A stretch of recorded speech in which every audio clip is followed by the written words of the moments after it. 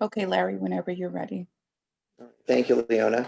All right, well, good evening, everyone. I'd like to call the January 19th, 2021 meeting of the Mobility and Transportation Infrastructure Commission to order. Leona, would you please take roll? Absolutely. Commissioner Fisher, Here. Commissioner Abelson, Here. and Commissioner Hughes. Here. All right. All remaining commissioners are present and accounted for. And I'll just note for the record that former commissioners Znaimer and Hammond, their one-year term is up, and Commissioner Hammond moved to another commission, and Commissioner Znaimer is moving on to bigger and better things. And then we also note that we don't have a city council liaison because our former liaison, Rick Schneider, was replaced through the November election, and the appointment for the new council liaison, I guess, is being made tomorrow night, I believe. So for our next meeting. Oh, and we have our honorable mayor present. Good evening. I'm making a cameo appearance. I'm trying to attend the meetings of all of our commissions at the beginning of the year. And particularly because you don't have a liaison, I wanted to attend. But as of tomorrow night, you will. There's 2 new commissioners who are very experienced. Yay. Wonderful. Well, we're looking forward to that. Your timing was impeccable because I just talked about how we had lost our council liaison and we're getting a new one for our next meeting. So perfect. Well, thank you for joining us. And you know, even you aren't officially our liaison. If there's anything else you wanted to share with us, we'd be happy to listen. I don't have anything in particular other than to thank you for all of the work that you're doing. Yours is one of the most important substantive commissions. I know it requires additional time above and beyond just attending the commission meetings. And so thank you for all that you do. Thank you, Mayor Mahmood, and thank you again for joining us. We'll move straight ahead to the Pledge of Allegiance. Commissioner Hughes, would you please lead us? Yes, I have a picture of the flag here. So we'll all stand, put our hand over our hearts. Ready, begin. I pledge allegiance to the flag the flag of the United States of America and to the republic for which it stands, one nation, under God, indivisible, with liberty and justice for all. And with that, I want to send prayers to our new administration. Thank you, Commissioner Hughes. Next on our agenda, we have public comment. Leona, do we have any public comment for tonight? Yes, I do. I have one. It's from Joanne Knuckles.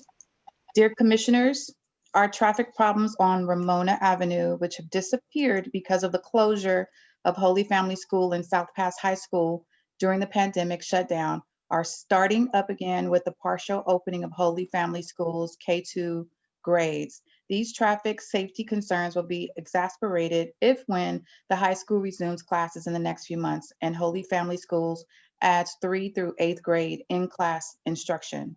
The city has completed a traffic study for Ramona, which is yet to be reviewed by the former Freeway and Transportation Commission or the current MTech Commission. Because of this study, only one recommended action to help make our neighborhood safer and get relief from the excessive traffic has been instituted by the city, and it's a stop sign at Rollin and Ramona Avenue. There are other recommended actions that could be instituted and be much more impactful to help resolve the problems or make our neighborhood safer. We ask that you consider these other actions to reduce the traffic in our neighborhood before they start up again and intensify. One of the silver linings from the pandemic shutdown is that we had a normal, safe neighborhood like many others in town that aren't subjected to unwanted additional traffic, a lot of which is from outsiders. We want to retain that feeling of a safe neighborhood for our families and hope that the city can institute some controls to help us keep that safe feeling. That's it. Thank you, Leona. Are there any other comments? No, there are no other comments. Okay. And I know the Ramona issue is something that we talked about briefly at our last meeting, and I was going to bring it up in connection with one of our action items. So maybe we can talk about the process for taking a look at that then. Anybody have anything really quick to add on that, or if not, we'll move forward. Okay. Next up, we have a presentation on private development project briefing. And I know this is something that we had asked for and we've talked about a couple times in the past. So I'll turn it over to staff to provide the presentation. Thank you. Sure. So Kanika Kith from our planning division will be doing the presentation for you. So without further ado, Kanika, take it away. Yes, so I actually did a pre-recorded presentation in anticipation that my internet might cut out this evening. I've been having internet problem all day. Wow, that's good planning. Thank you. So if I cut out, I think Garrett and Liana as will have a copy of the presentation and I'll come back to join.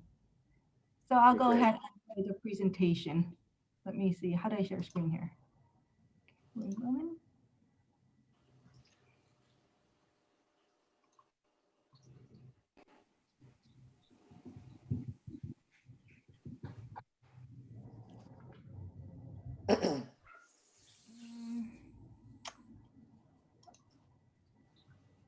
Internet is slow, sorry. No worries. I'm gonna.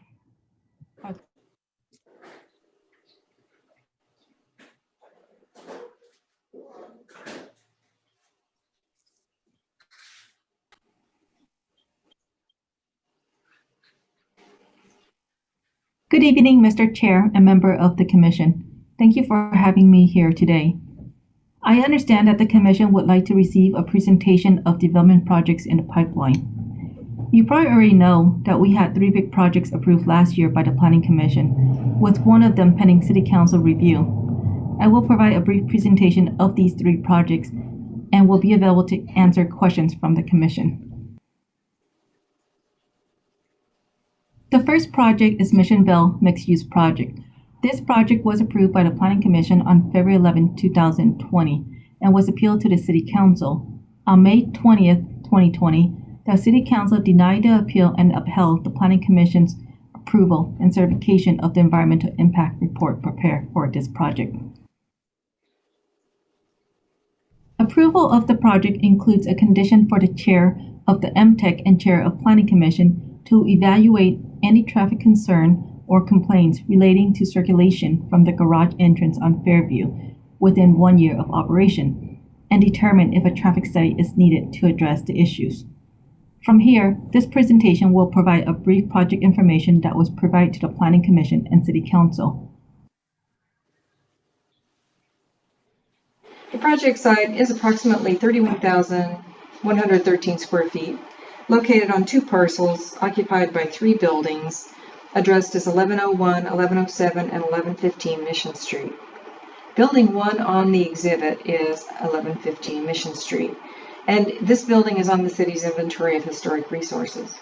The project proposes the partial demolition of the rear portion of a warehouse located at the rear of the building and construction of a new 2-story residential building behind the remaining portion of the existing building.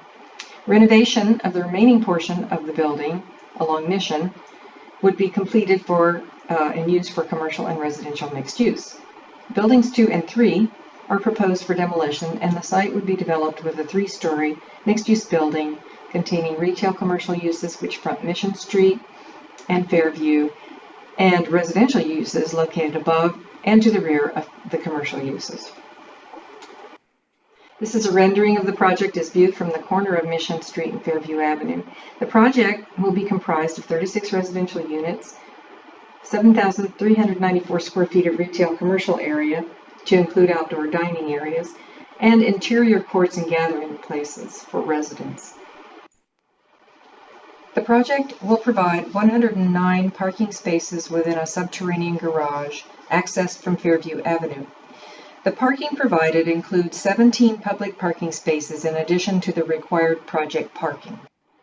This is a rendering of the renovated historic building at 1115 Mission Street.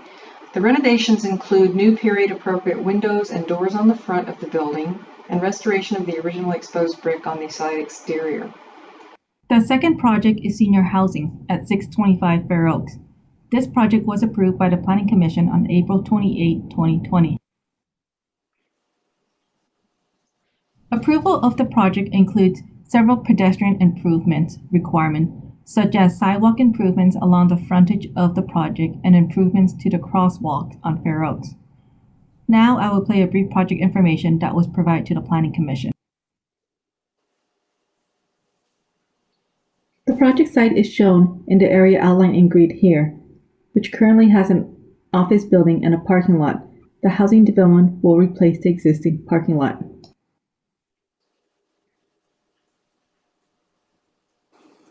The project has 4 multi-story buildings with varying heights and setback. All buildings will be connected by a hallway or breezeway. As mentioned earlier, there will be a total of 86 units. 39 of those units will be 1 bedroom and 47 units will be 2 bedroom. On-site amenities such as this elevation is on Mount Avenue and is the most visible elevation, especially for the people living across the street. As mentioned earlier, the tallest building is Building A, which looks like a 4-story building. This is done by breaking up the roof line, wall planes, and stepping back the top floors.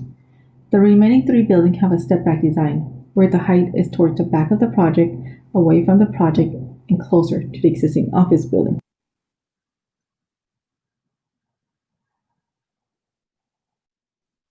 Here are the elevations visible to Grevillea and Fair Oaks. Here are the elevations visible to Grevillea and Fair Oaks. Here are a few images of the outdoor open space. The third project is 7 Patios Mixed-Use Project. This project was approved by the Planning Commission on November 17, 2020, and is scheduled for City Council review on February 3, 2021. Approval of the project includes 2 conditions for MTech review.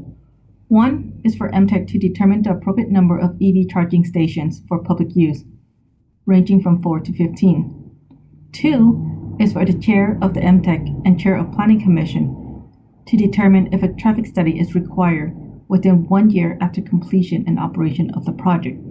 If a traffic study is required, it must focus on on-site and off-site circulation, including the driveway access on El Centro and turning movement to determine appropriate striping, pavement marking, and/or signage to improve motor vehicle and pedestrian safety on El Centro. The Planning Commission also made a motion for MTech to consider existing traffic issue raised by community members and to consider doing a residential parking permit for street within half a mile from the train station to address existing street parking issues. Now I will play a brief project information that was provided to the Planning Commission.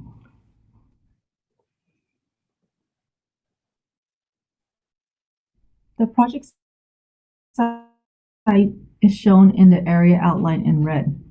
As you can see here, the project site has 2 zoning districts. One zone is the Mission Street Specific Plan, identified as MSSP. The other zone is Residential Medium Density, identified as RM. The site currently has an office building and a parking lot sitting on 3 parcels of approximately 1.6 acres. Mixed use in the MSSP zone requires a conditional use permit. The mixed-use building will front on El Centro Street and will have 57 residential units consisting of 3 studios, 16 one-bedroom units, and 38 2- and 3-bedroom units. A total of 6,100 square feet of commercial space will be provided. This includes 2,035 square feet for restaurant and 4,065 square feet for retail. The MSSP zone is approximately 1.27 acres. The RM zone fronting on Orange Grove Place is approximately 0.34 acres. A 3 2-story townhomes consisting of 2 4-bedroom units and 1 3-bedroom unit are proposed in the RM zone. All parking will be provided in a 2-level underground parking garage with access from El Centro. The first level will be public parking, and the second level will be restricted for residential use only. The parking garage cannot be accessed from Orange Grove Place. The project proposes new ground floor pedestrian-oriented retail and restaurant uses, including areas for outdoor dining along El Centro. Open space area for public use is limited to areas identified as B, C, and D.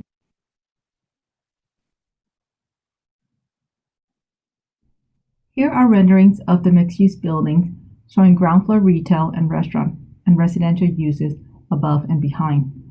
36 public parking spaces will be provided in exchange for increased floor area ratio and a maximum building height of 45 feet.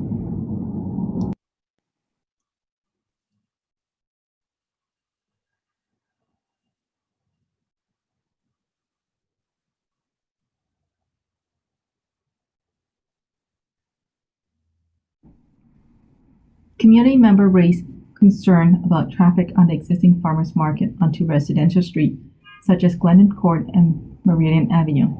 Public Works is aware of these concerns, is working on a neighborhood traffic management plan, and will be reaching out to the community to address these issues.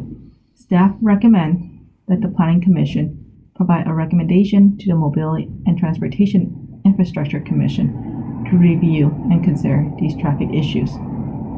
Also, residents on Orange Grove Place and Orange Grove Avenue expressed concern about the existing lack of parking on the street.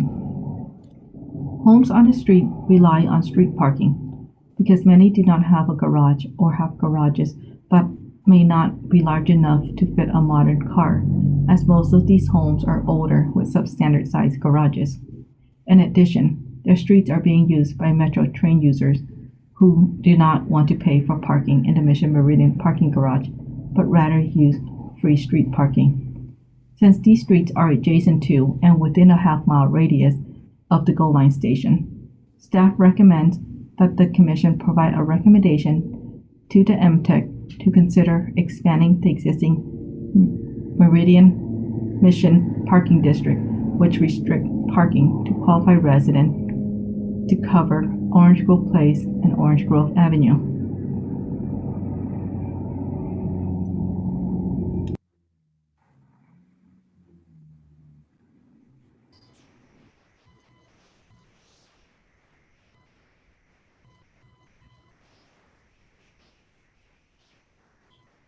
Hello, Commissioner. So that conclude the three big projects that we had in the pipeline.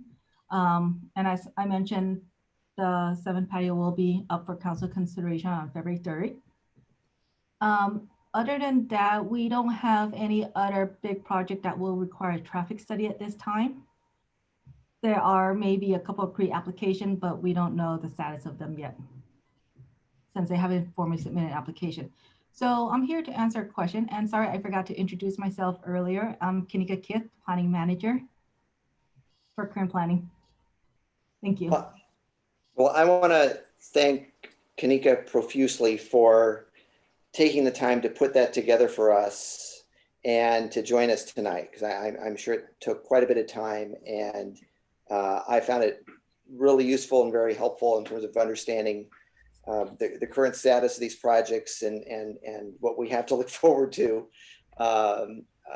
with regard to these projects moving forward. And I'll go last in terms of asking questions. I just wanted to remind the group that what prompted this, the request to have this discussion wasn't so much to talk about any one particular project or the impacts of the project, and because it looks like at least for two of them, we're going to be talking about those in the future, but more to get an we really wanted an understanding as to what is the current process for reviewing traffic and parking issues and impacts as a project is moving forward with city staff. What is currently being done now? Who at City Hall, virtually, is reviewing these issues, and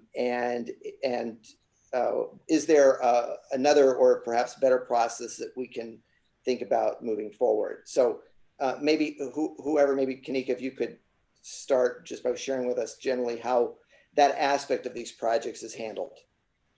Sure. So I'll go ahead and start on the parking question. That's easier for me to answer. So as for parking, when a development project comes in, we review their parking proposal to make sure that it complies with our zoning code or our Mission Street specific plan. And if the project complies with the parking requirement, then a parking study would not be required because it is assumed that these parking that's required in our zoning code was in place to ensure that projects get developed and meet on-site parking.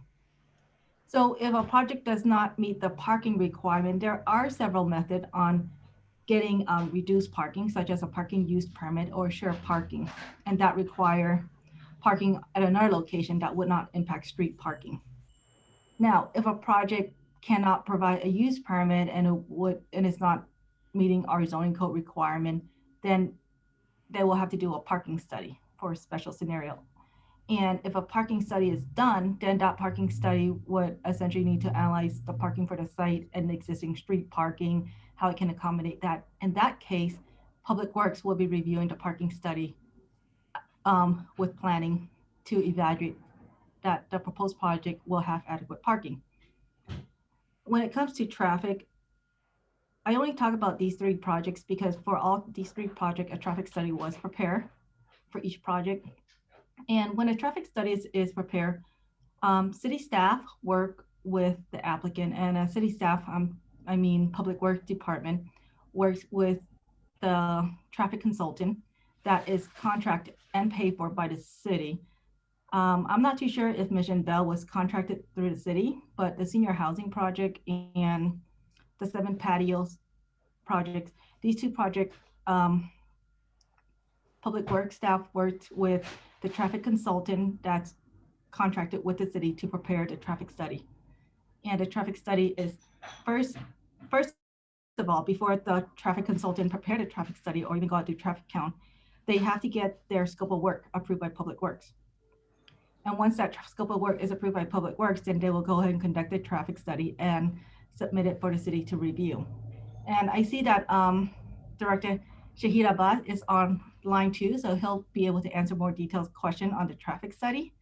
But that's just a general process. So when a traffic study is submitted, Public Works will review the traffic study before it's released for the public review.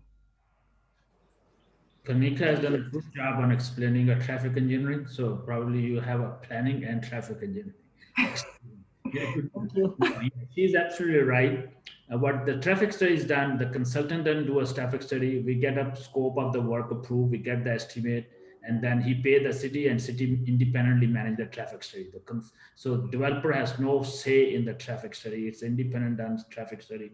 And secondly, the strength, the procedure and the policy for doing a traffic study under different circumstances is much, much more stronger in the new general plan. It has a complete chapter which spells various methods and technologies or procedures to be followed for a development for a different type of traffic study. So the new general plan has a very robust procedure where everything has been done with the measure of effectiveness, which has to be measured. So moving forward, there will be a set procedure for doing a traffic studies, which will automatically, there are thresholds are also given, so which will automatically trigger a traffic study led by, followed by a CEQA requirement when we need to do environmental clearance document also. So there's a chapter on the traffic and a chapter followed by environmental clearance. The issue of parking is much more, I think, is much more complicated because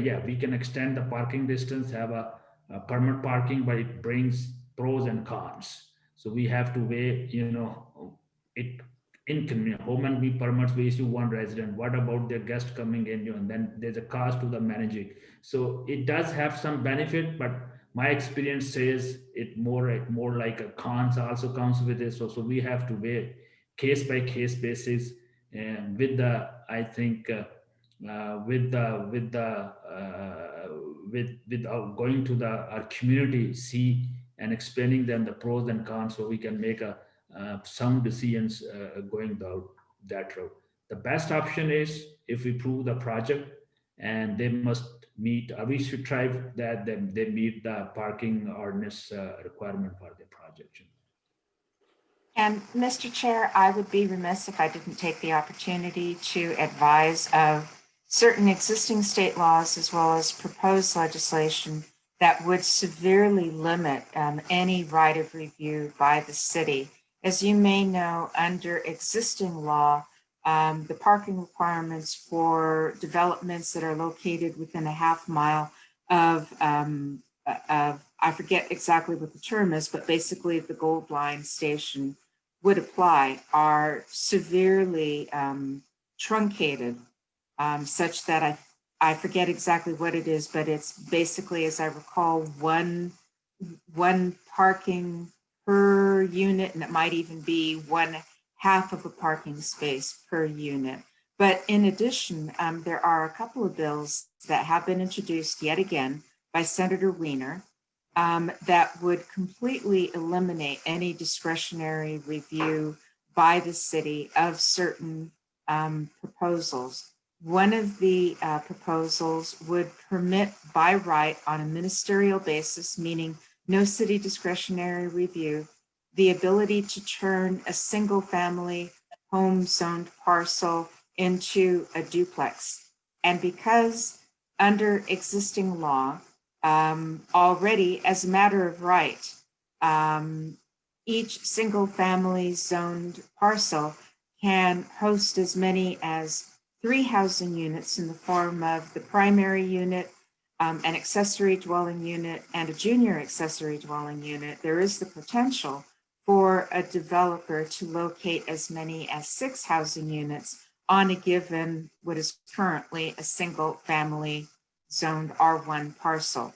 In addition, Senator Wiener has proposed a bill that would authorize cities on a voluntary basis to take what is currently an R1 zone single family residence parcel and to permit developers to locate as many as 10 housing units on that parcel, again, on a ministerial basis without any CEQA review. The city's action of approving the ordinance would not be subject to CEQA review.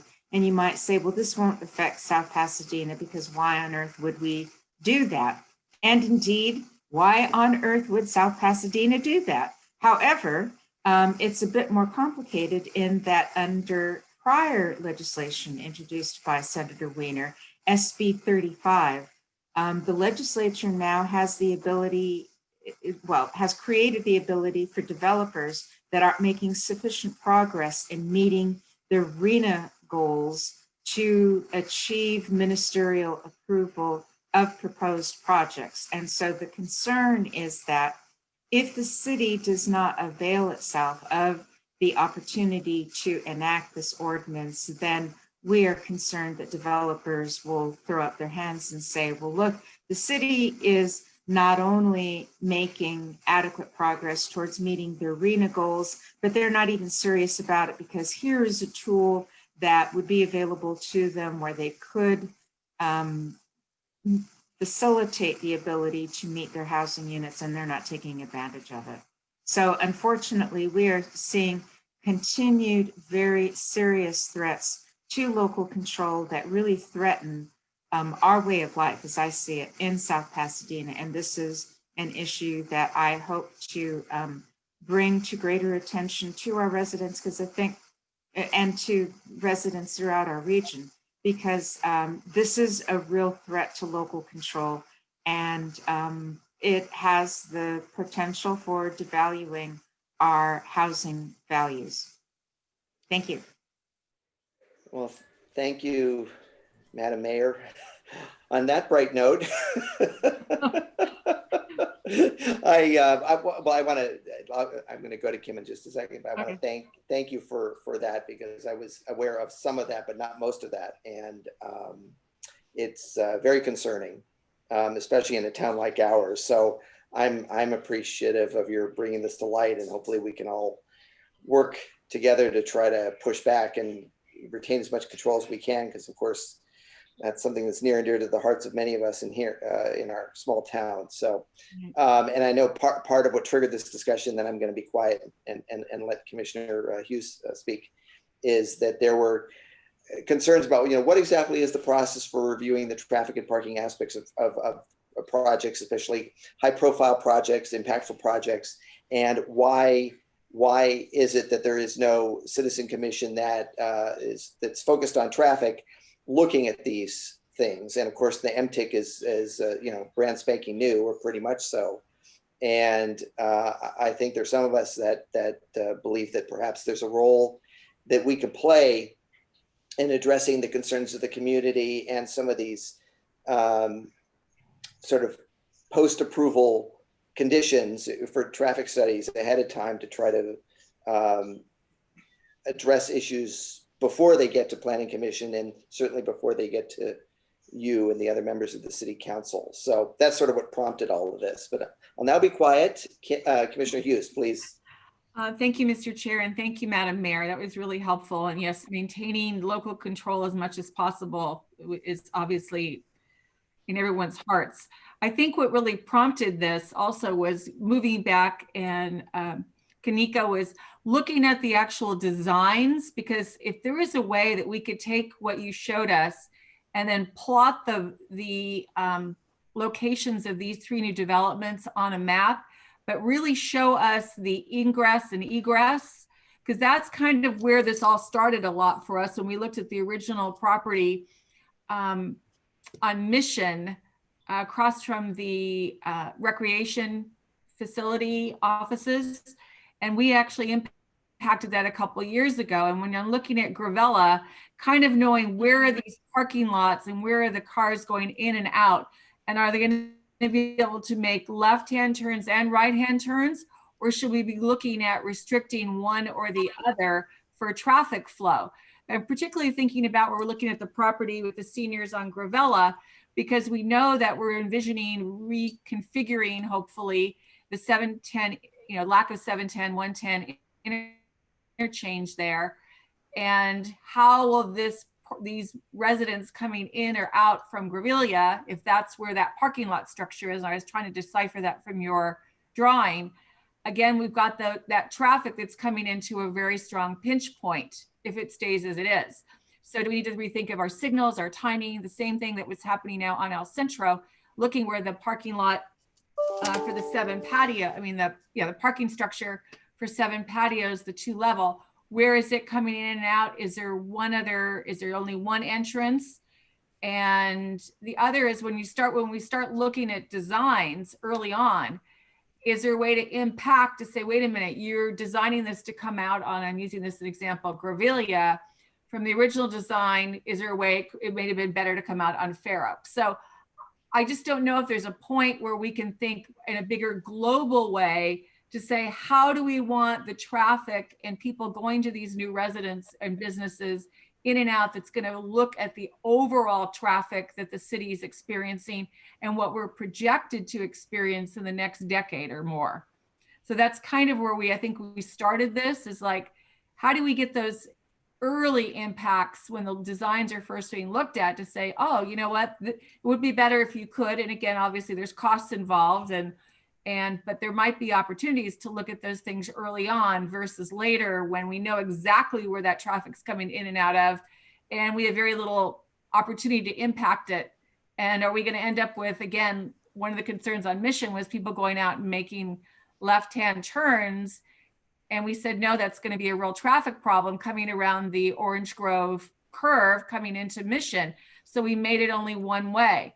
So that's why I want to see if those opportunities exist where we could look at this from a big aerial viewpoint of how traffic's going to be impacted and where these cars are going to flow into the city going forward. Thank you, Commissioner Hughes. Commissioner Fisher. Yes, thank you, Kanika, for that presentation. With regard to the process, you indicated that ultimately the Planning Commission approves the project, but I assume that then the Public Works Department submits their comments to you, and that the Planning Commission adopts those comments as part of the requirements of the developer. Is that correct? Yes, Mr. Chair, if you don't mind, I would like to answer both Commissioner Hughes and Commissioner questions at the same time. Please. So both of your questions kind of tie back. They're really good questions. And those are the type of questions that we looked at when we review projects. And a lot of your questions are answered when a traffic study is done. So when a project is submitted, we do require them to do a traffic study to look at some of the issues that, most of the issues that Commissioner Hughes mentioned, such as turning movement from a parking garage, if a left turn should be allowed or not on a particular street, and how that's going to impact existing development. The traffic study not only just look at one specific project, but it also look at prior approved project cumulative impact. So it evaluates projects that has already been approved by the Planning Commission or the City Council, and also projects that have been submitted that are in process at the city. That way, the cumulative impact is conducted to make sure that when a project is approved, that traffic that doesn't have a cumulative impact to our community. And regarding the process that Commissioner Fisher mentioned, when a development project is submitted, projects are routed to all departments. So that includes Public Works, Fire, Police, and Planning to review a project based on their expertise. So Public Works would review the project on traffic, relating to public streets, circulation, water, utilities, that's in the purview of Public Works. Fire would review fire-related issues. And then comments would be provided from each department that we then put into a letter that we provide to the applicant, either to make project design changes to address these comments, or if they're not major changes and they can be addressed as conditions of approval, then they will be included as conditions of approval to the Planning Commission. Most of the time, we give them comments and they will make project changes. And then they will submit revised plan. And when revised documents are submitted, we route the plans again to all departments to take another look. And at that time, it's typically when every department give us conditions of approval, not comments, because then the project has been refined to be ready for consideration. So I hope that answered your question. Are there mitigation measures that are required of the developers as a condition of occupying their building that they must implement before occupying their building? Yeah, there are several conditions, but not necessary mitigation. So there are several conditions. The different projects have different conditions, and we have a set of conditions. For example, in these 3 projects, there are conditions that the developer needs to put in EV charging station before they can occupy. All the conditions we have are mainly prior to occupancy.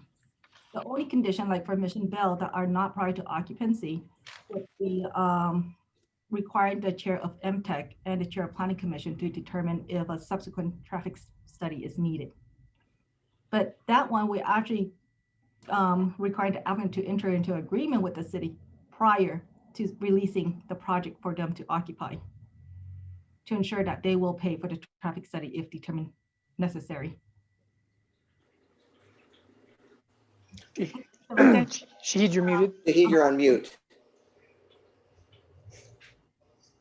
If I may add to this one, Kaneka is absolutely right. But if the traffic study identify an impact, they are obligated to mitigate the impact. If they don't mitigate the impact, then there are severe penalties which will, which are identified here. So if there's an impact, and what is the impact, what constitutes an impact is also identified in a general plan, and they, as a part of the general plan, they will be mitigating those impacts. Let me clarify that a bit. So when we're talking about mitigation, if we do a traffic study moving forward, we have to do a traffic study based on VMT and LOS, level of service. So the VMT is what the SEQ will look at. And if there's impact from an LOS level because of our general plan, it would be mitigated, but it wouldn't be a CEQA impact. So then that would not be in our MMRP, our mitigation monitoring. It would be only in as a conditions requiring for the applicant to mitigate the impact. So I just want to clarify the difference between the two. Like, for example, projects within half a mile from a transit stop moving forward will only be will only result in a CEQA impact if from a VMT standpoint. If it's an impact from a general plan standpoint, then they will be mitigated as conditions of approval. And I think the item you're referring to is with regard to looking at congestion levels, that it is no longer a state impact if a project made an intersection more congested. So you can't consider that, but you can look at a bigger, larger, a little bit more fuzzier value of vehicle miles traveled. But do I understand correctly then that the city has a separate criteria for developers where they can look at congestion levels, but it wouldn't be considered a state impact, but rather a city requirement? Do I understand correctly? Congestion level, you're talking about the LOS at, Yes. yes. And Director Abbas, you can correct me on this, but our traffic study, we do look at both VMT and the level of service from a general plan standpoint and VMT from a CEQA standpoint. So what mechanism would there be to mitigate a level of service impact since it is not a state impact? That would be included as a conditions of approval for the applicant to mitigate. Okay. It's just a term that we're not calling a CEQA. Shahid, please. So it's not only level of service impact they are supposed to mitigate, they are mitigate other operational impact, like you said, left turns, right turn, queue jumping out of the turning pockets, volume to capacity ratio. So they are supposed to mitigate as a part of the operational impacts on the project, which is separate than CEQA, what Kanika has just said. So they're supposed to mitigate all those things. And if I go back to CEQA, which is SB 743, which require VMT, so that state legislation exempt all the development which are taking place with a half a mile radius of a transit generator. So which is like Gold Line. If you have a rapid bus line, like we have a Fair Oaks corridor, any property which is within a half a mile radius of this much, no matter what happens, they are exempt from CEQA analysis. So if you look at the makeup of the city, most of our development within the city will fall within that half a mile threshold, and they're exempt from doing a full-fledged CEQA analysis. The only thing we have, that's why we have in the general plan that we have operational impact, which they are not exempt, which we are talking no, and they will be mitigating those operational impacts. So, Kim, Commissioner Hughes, please. Just for clarification purposes, so the asking for the traffic study, what is the trigger, the clear trigger for that? Is that we can make sure that gets triggered prior to final approvals so that it's very clear, or can it be very early on in the first design when we're looking at where the property is looking at their parking entrances and exits and the space, the parking space allocation? And the other question I had is related to when you talked about 7 patios, the 2 levels of parking, the 1 level of the 36 spaces of public. Is that free parking, or are they going to charge for parking? So, Commissioner Hughes, to answer your question about when a traffic study is required, that's typically required during the early stage in design review. What we offer here in the city is pre-application process. So moving forward, a project of this scale, of any of these, we're asking them to do a pre-application review in which they submit their concept to us, and we review the project. We provide comments and let them know which technical studies are needed, such as traffic study, maybe air quality study. It depends on the scope of the project and the location, or physical impact study or parking study. So that will be determined early on. As for parking for 7 patios for the public parking, that public parking is provided by the applicant. And at this point, the applicant has not determined if it will be free or it will be a cost for the parking spaces. But we don't ask for that information as part of the application, or they're, what they disclose? We do, but they haven't tell us if they're going to charge or not. For Mission Bell and 7 patios, there will be certain number of public parking that will be available forever. And there will be a covenant recorded. You mean available, meaning free or just available to the public? Available to the public. So they could eventually, both of those could charge potentially. Yes. Okay, thank you. So I wanted to make sure I understand just from a very high level the process. So for all three of the projects that you presented, and thanks again for doing that for us, for each one, there was a traffic study as part of the process, correct? Correct. Okay. And that the results of the traffic study were reviewed internally by Public Works staff, and they provided their input and feedback.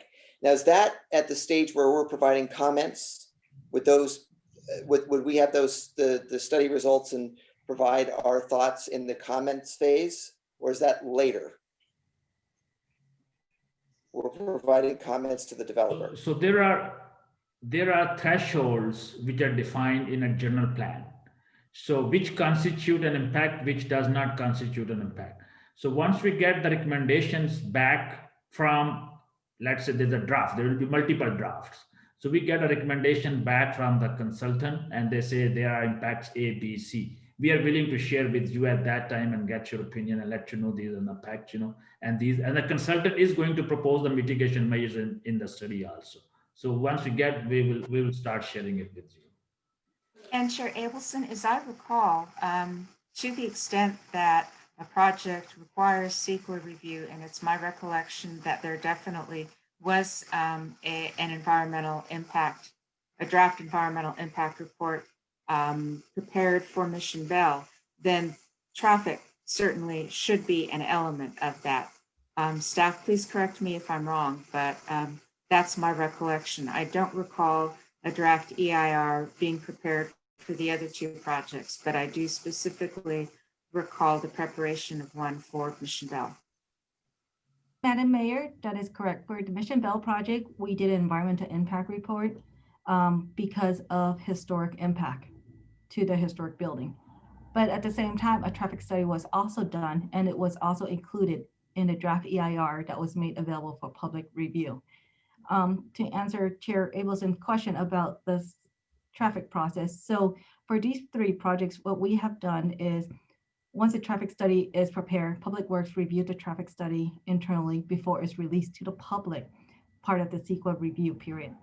And when our CEQA document is released, like the EIR or the M&D, the traffic study is part of the document for public review.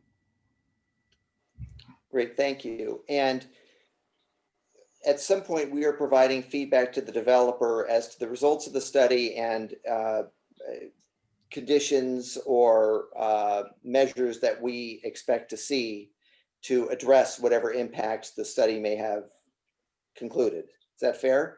Yes, I think we should keep the developer engaged all along the process, keep it very open and transparent as we know the result. I think we should let him know, because sometimes these impacts can affect his ability to reorganize his plans. We don't want to go all the way and then surprise him. So I think as we go along, we want him to, because he's paying for the study, we will have an open and honest conversation with him and help him sometime to understand what the mitigation measures are and how they can be deployed. Right. And I'm getting to a point, and I'm probably taking too long to get there, so I apologize. But what I'm trying to get to is to try to figure out, there's been a bit of a cry for more involvement by our commission in major projects that are either projected as a result of the studies or perceived to have significant traffic and parking impacts.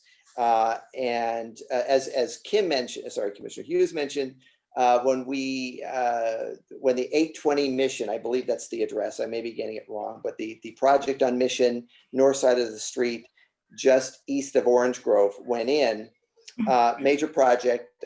I think it was successful project, but we perceived on the former Public Works Commission impacts, and it had already been approved.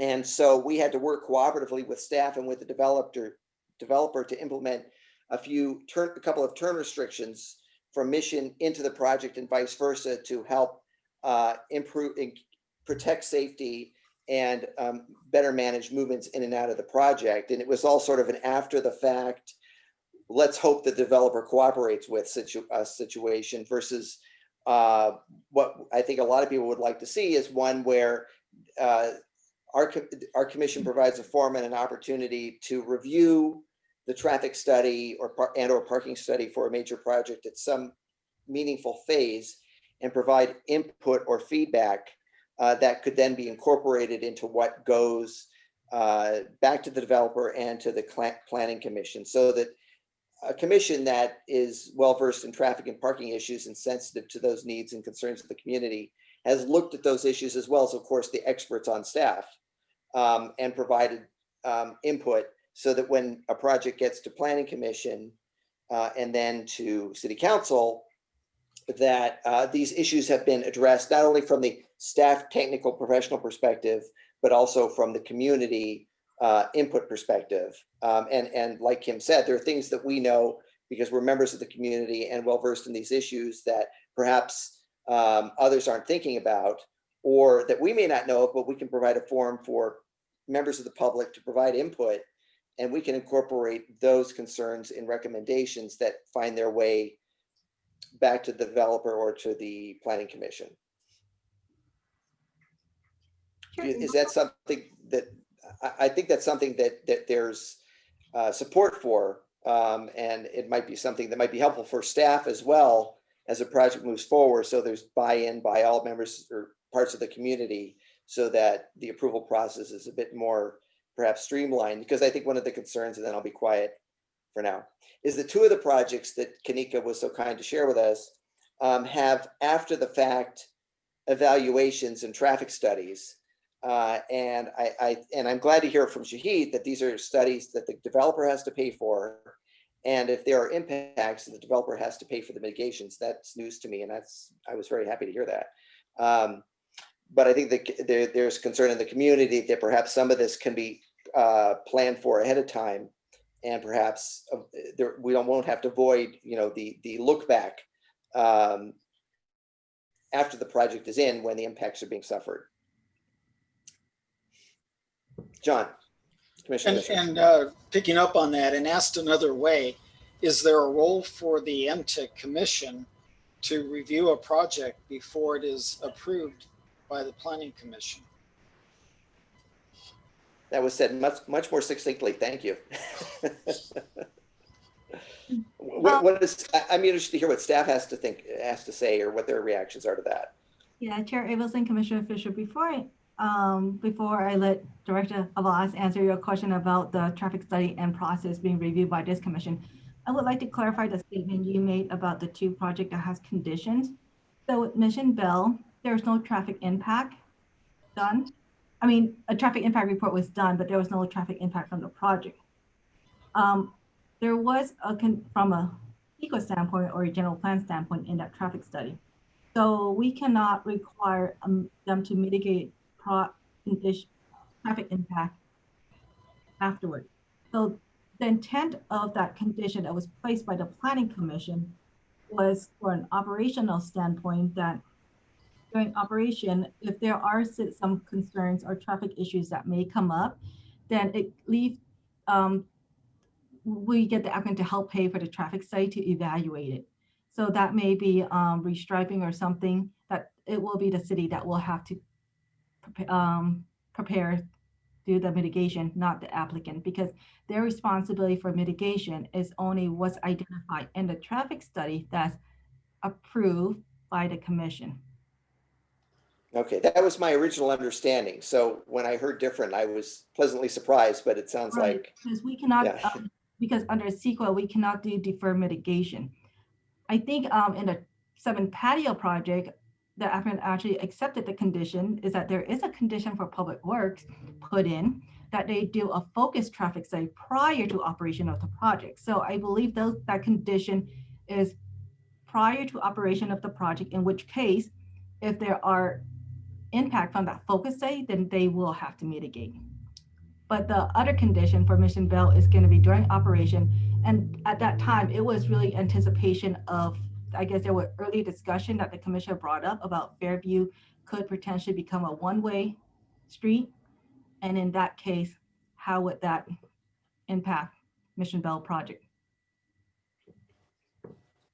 Okay, thank you, Kanika. Commissioner Hughes. Just a quick question regarding, again, sort of what you said was the purview of recommendations, and you talked about the EV chargers. So on the Mission Bell, you talked about possibly three EV chargers. And then on the 7 patios, it was 3 to 14, I believe.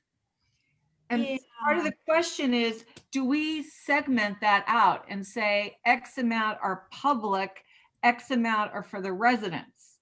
Or would that be, I mean, what is the ability to earmark those? Because you've got two audiences potentially. You want to encourage charging in the city, so you want some public, but then you also want to encourage some for residents to also go electric. So is there limitations on that? Is there ways has that been thought of in regards, if we're supposed to make a recommendation, is that for public or public and residential? Or could we think beyond, that per se, as far as flexibility?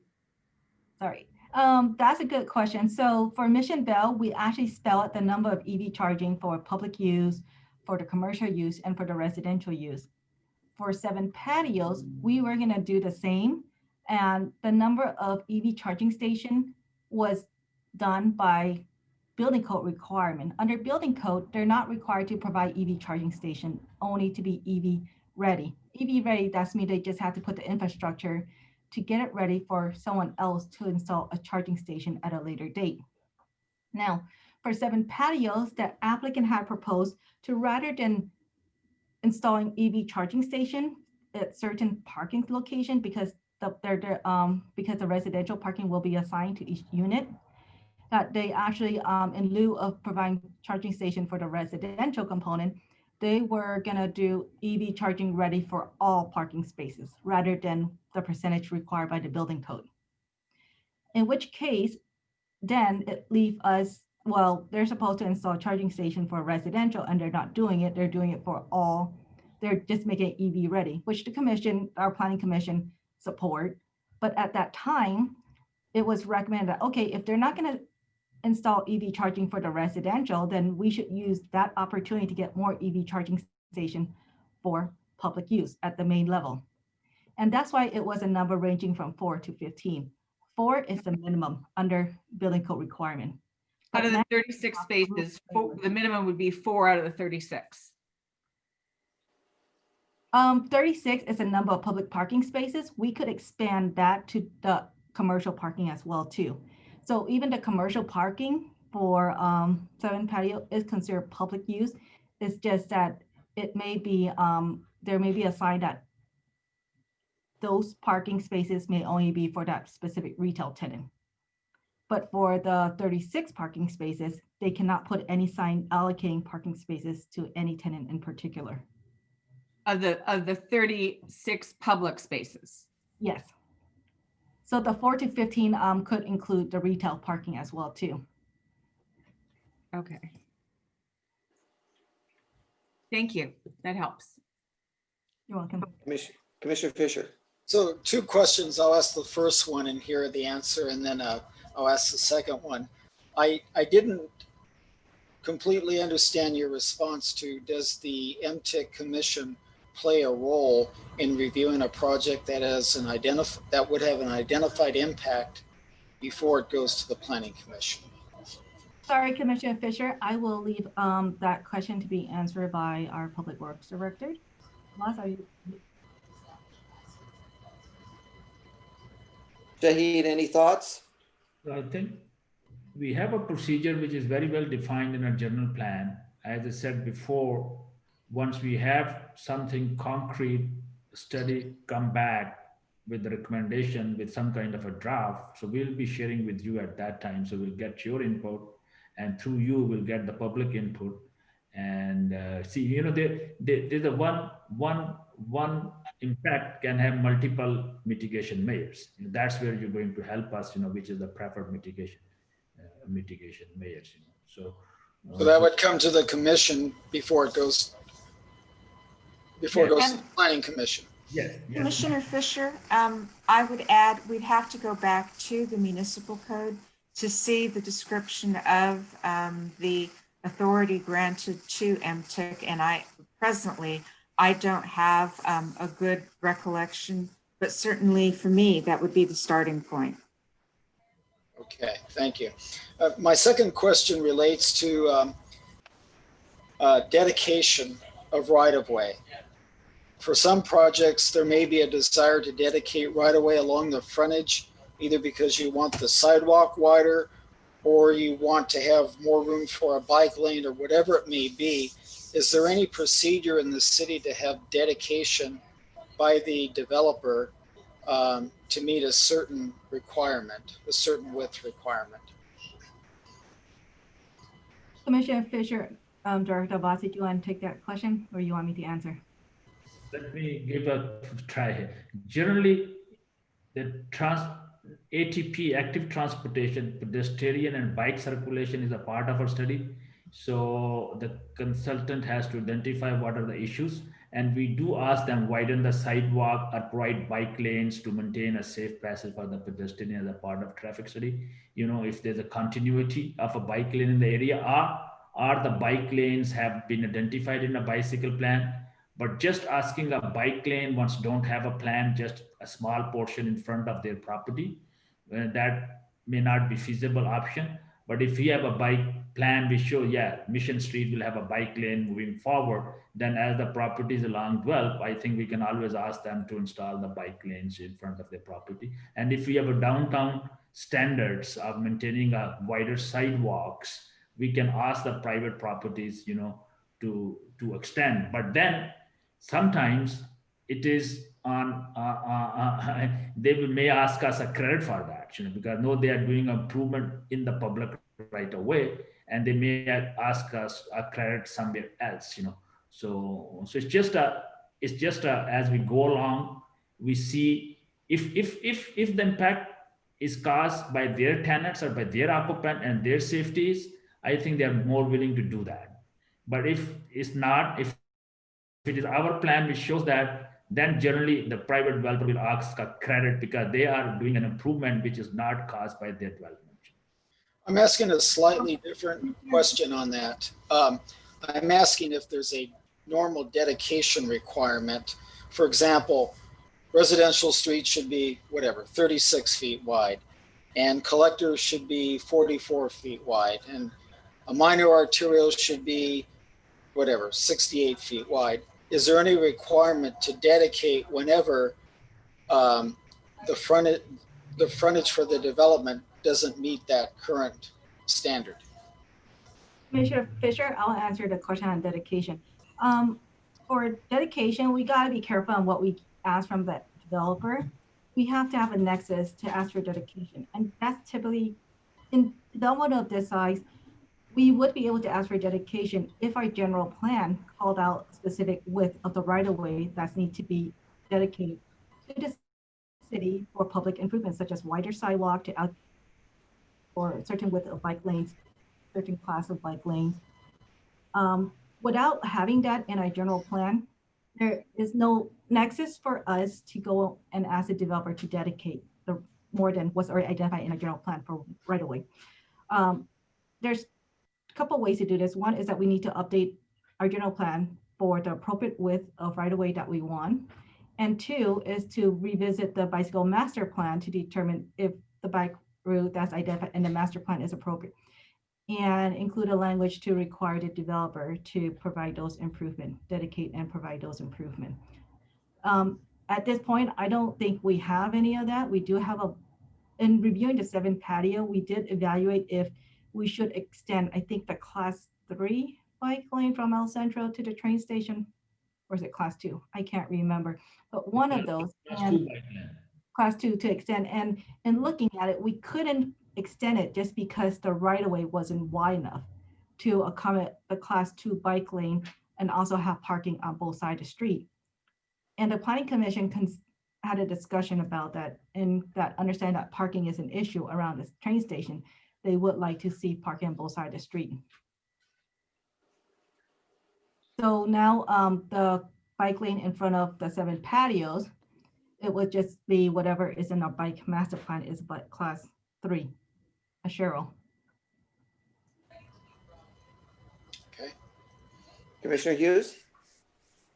I just wanted to ask one more last question. If it is possible at some point that we could get a map with so we know the entrances and exits for those parking structures for those proposed projects, just so we can ourselves look at the calculated flow of how the traffic will go in and out. Because I can't tell that just from what you showed us. We don't have such a map that you're asking for, Commissioner Hughes. I think that's something planning will have to talk to Public Works to see if that's something our GIS consultant might be able to include as a layer. Director Abbas, is that? No, I think it's only should come from a consultant to develop that map. If you don't have, we don't really have a similar map. The only thing that what Commissioner Hughes is saying is should be studied as a part of a traffic study, the ingress and egress out of the building. That will be a part of the traffic study. And if we do traffic studies, they will show the number of vehicles which ingress and egress and which directions they are coming. Even if you a map, I don't think so it will serve the purpose because you will not know which direction the traffic distribution is and how they are assessing and exiting the property. So once we do a traffic study, they do show all those traffic distribution throughout along the project and the surrounding area of the project. So that's how they're going to determine the impact.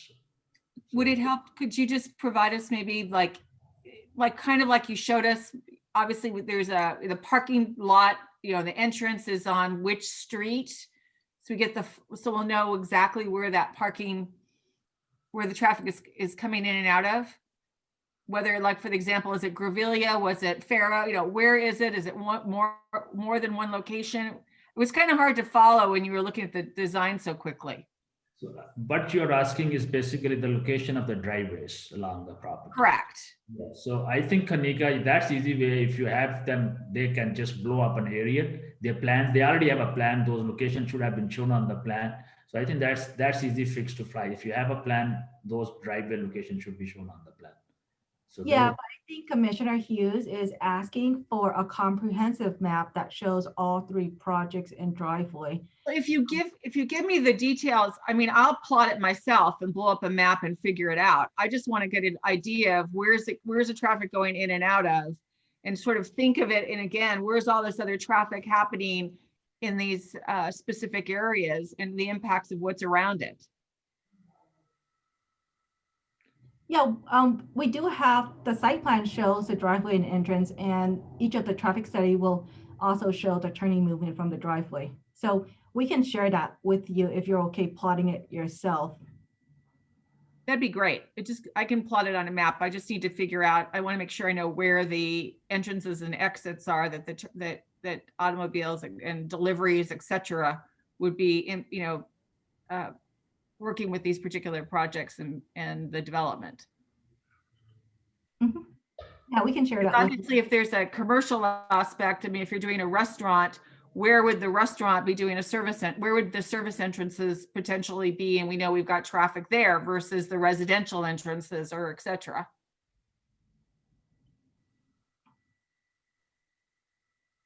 So I'll just bring this sort of full circle, so to speak. I think there's one, I want to thank Kanika again for all the time she spent answering our questions and providing the presentation.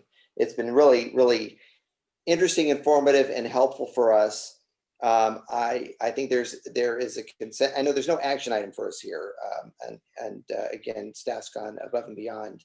I think there is a consensus among the members of this commission and the community that where appropriate, that the commission have a role in reviewing traffic and parking aspects of projects that rise to the level, I've just called them major projects. And I appreciate Shahid's comment earlier, subject of course to the mayor's comments about our purview and confirming that it is within it. Shahid's comments about moving forward, because it hasn't happened so far, but moving forward, bringing where there is a study and impacts are identified, bringing them to us for review in terms of the impacts that are found, the mitigation measures that are proposed, and what the city might want to go back to the developer with. Does that sound right to you? Absolutely, no problem. Yeah, we will bring it to you, Sure. and then we'll have a consultant come and make a presentation to you, so you heard from first hand, Okay. So we plan to do that because we have never done a study in these lines before, because we just have the plan. I think only later last year we finalized our procedures and thresholds for CEQA and the traffic impacts. And those has been no stats set in stone. So as we move forward, that will be an automatical procedure. We will go through you, and then you can make a recommendation to the planning commission, or rather than staff, recommended, and the planning commission can consider. Well, that's great to hear. And unless Commissioners Hughes or Fisher have anything further, I'd like to release Kanika. Kanika wants to say something. Please. Chair Abelson, sorry. I was thinking about going eat dinner, but I just wanted to write it relates to Commissioner Fisher's question about dedication, updating the general plan, just to remind the Commissioner that we are working on a draft general plan. And part of the draft general plan, there is a circulation element in which where appropriate right-of-way improvement should be called out if additional right-of-way is needed. But just to let the Commission know that we do have a general plan on our website, and also the draft downtown specific plan is also on our website. The draft downtown specific has specific design standard, development standard that's needed from certain development. And our general plan is a bigger picture of a citywide standpoint of what type of circulation we want to see at certain different streets. So I would recommend that the Commission review both the draft general plan and the downtown specific plan and provide any comments to planning or public works. We work together. Well, thank you, Kanika. That's very helpful. Is there a certain time frame within which we'd have to provide input, either individually or collectively? The period for public comment, I think it was already done, but it is still a draft, and there is still opportunity for the Commission or resident to provide comments and email it to city staff. So Kanika, if you have closed the comment, because we are doing a CEQA for that also, if you have closed the comments period, I don't think so we can do that, because if we do that, the comments period is closed, then it will open up a different issue for us. Well, the CEQA document is still in the work. So but public comments period has been closed. If it is closed, no, then closed. All comments are open until the plan is adopted by City Council. And we were working on it, but it's been on hold for us to focus on the housing element, so that our environmental impact report that we're doing for the general plan will also include the housing element. So if there are comments that will affect our environmental impact report, that's something that we'll have to evaluate and address. But it's better for comments to come in now rather than later. Message received. Thank you. Thank you very much. Well, we'll keep it in mind, and obviously, if we'll review those documents. If we have comments, we'll provide them, and to the extent they can be considered, they will. So thank you very much for letting us know about that. I really appreciate it. Commissioners Hughes, Fisher, any final words on this? Just to thank Kanika very much. This was very, very helpful. Yeah. Thank you. Thank you so much, Kanika. You're welcome. And thank you for your time, Commissioner. And thank you, Director Abbas, for helping out. Okay. Now go have dinner. Okay, bye. Thanks, All right, Kanika. bye-bye. Thanks again. And thank you as well, Shahid and Madam Mayor, for your input too. I think this was a great, I'm thrilled that this was on the agenda and that we had this conversation, because I think it was very helpful. Next up, a much less exciting topic, the minutes of our last meeting. So just so Commissioners Hughes and Fisher know, I did provide some quick notes, nothing terribly lengthy, to Leona the other day, which I'm happy to read in, but I'll go last to see if either of you have any comments or corrections you'd wish to include. None No, for me. I included quite a bit, and I appreciate Leona picking them all up. Okay, great. So no comment, no further comments from Commissioner Hughes, nothing from Commissioner Fisher. So I'll just read so you all have it and make sure you're okay with it, that the few, excuse me, that I had. So let's see. Under discussion items, which is item 3 here, it's the second paragraph. I just was correcting Via del Sol because I think it should read Camino del Sol. Everybody okay with that? Yes. Okay. And then I'm going to go to the next easy one, and then the one that's a little more lengthy. Under communications, item 11,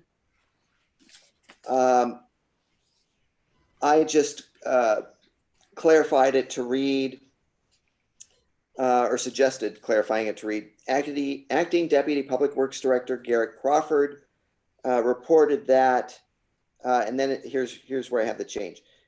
Deputy Public Works Directors Christine Cordy and Julian Lee have resigned from the city.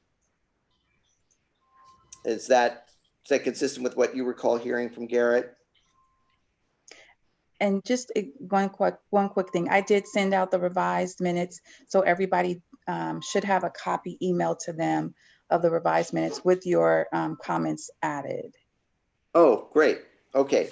So the only other one I had, it's in commission-led discussion, item 8, second paragraph. And what's being shown right now is just what is in the agenda, not the amended version. Oh, okay. Yeah. So what I changed is, where is it here now? Voice to voiced, but now I can't. Oh, there it is. Yeah. So midway through that second paragraph under 8, the concern is that it was reported that Caltrans voiced 12 items of concern. So that was just a very minor correction. And then I'm proposing to add a sentence, same paragraph, right before the final sentence, right where Leona's has her cursor there. And it would read, other concerns included the new Modernizing the Metro program, the impacts of COVID-19 on current traffic volumes and patterns, the study's estimated cost of $800,000, and the need to confirm that all impacts of the 710 gap and traffic within the greater corridor are studied. So those were all my proposed changes. With those changes, I would move approval of the minutes as amended. Second. All right, Leona, would you call the question? Absolutely. Commissioner Fisher, Yes. Commissioner Hughes, Yes. and Commissioner Abelson. Yes. Excellent. Beautiful. Okay. Well, thank you all very much for that. That was very efficient. Let me move to our next item. All right. So item number 4 on our agenda, annual report 2020, and there it is. All right, Garrett, take it away. All right, so this is for your approval before you.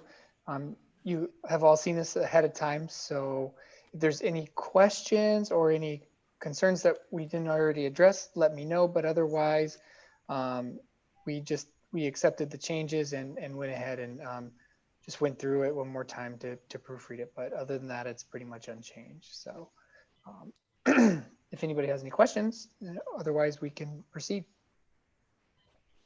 So I can't see anybody, so I'll just go first. And thank you, Garrett. So I saw former Chair Znaimer's changes, and of course I saw mine, and it looks like they were incorporated into what you included in the packet.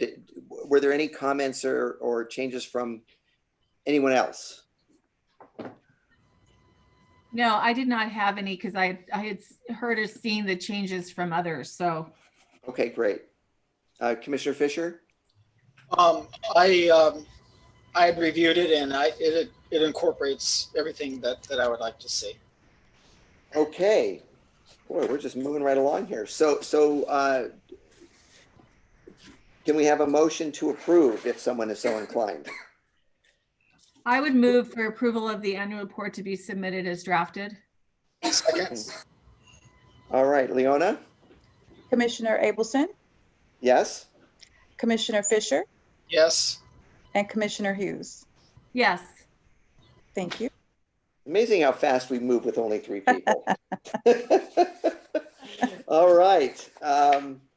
Next on our agenda, I believe, and I don't know why I have to flip a page, but here I do. All right, item 5 on our agenda, the Mobility and Transportation Infrastructure 2021 Work Plan. Garrett. Thank you, Chair. Yeah, pretty much the same. We submitted this draft to all of you a couple of weeks ago, and you were very good with your time, and you provided us with all the edits, and I believe we've incorporated them all here. So if there's anything you'd like to add, looks like Commissioner Hughes.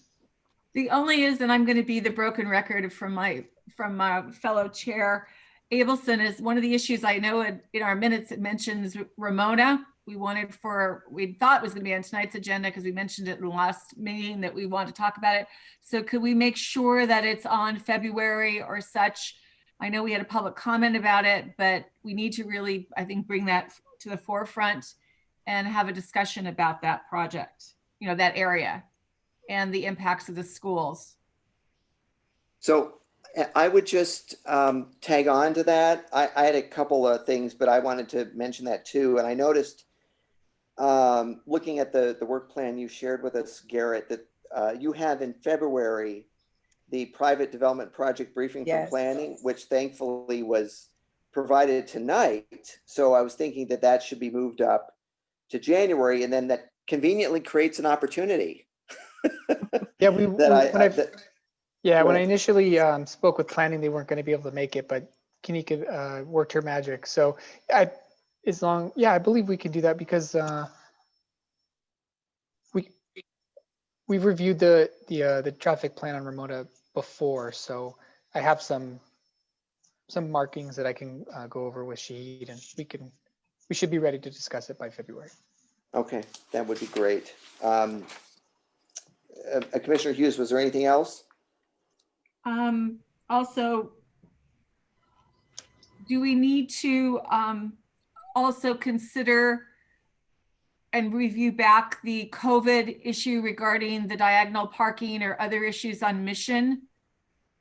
Or do we want that as kind of an ongoing? Well, I'm interested to hear what you say. I see that as maybe more operational. So yeah, I'm just thinking that whether we need to start thinking of I know we've had our subcommittee and we'll probably need to reformulate that because our 2 former members were that subcommittee.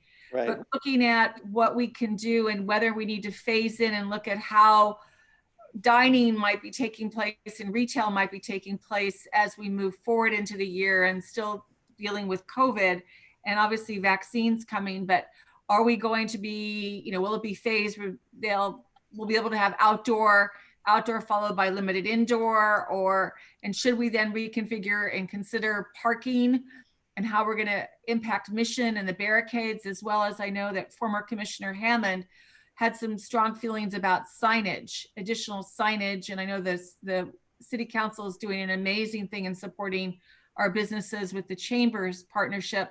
But is there things that we should be thinking out logistically regarding the parking and how it would be configured in various stages, if you will, thinking forward for the rest of 2021? So and again, I can only, maybe it's just due to my technical ineptitude, but I can only see what Garrett is sharing or what Leona is sharing. I can't see everyone. So if I'm ignoring you, it's not on purpose.